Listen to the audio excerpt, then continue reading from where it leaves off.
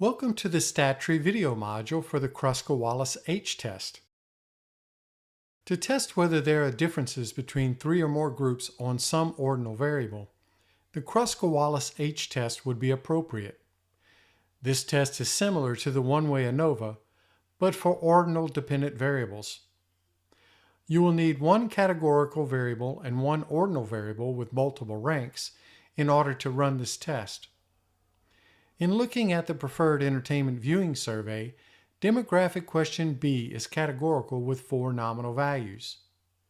The first question, requesting a ranking of favorite types of shows, would be appropriate for the ordinal variable for our demonstration. To run the Kruskal-Wallis H test for differences in Spider, type in the following Python code.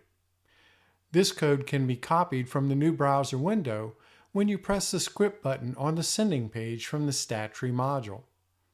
If you've already saved your code, press on the File Open icon above the editor pane. Browse to the location of the Python script, then press Open.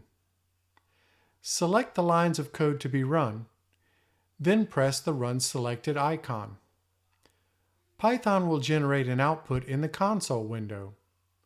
As with all statistical tests, the first result to look for is a significance figure associated with the test score.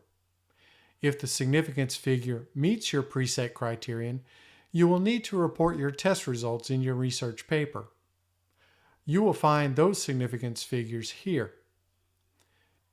In this test, we have met our significance criteria for one of the 3 ranks. As you can see, the test for differences between groups regarding ranking of dramatic shows and action shows were not significant. Here are your test results.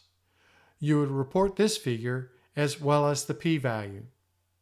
If the significance figure does not meet the criterion, test results do not need to be reported in your research paper. However, you will need to report that the test failed to find a significant difference or relationship in the data. To see what this output looks like, along with a reporting example, press the Output button on the sending page from the Stat Tree module.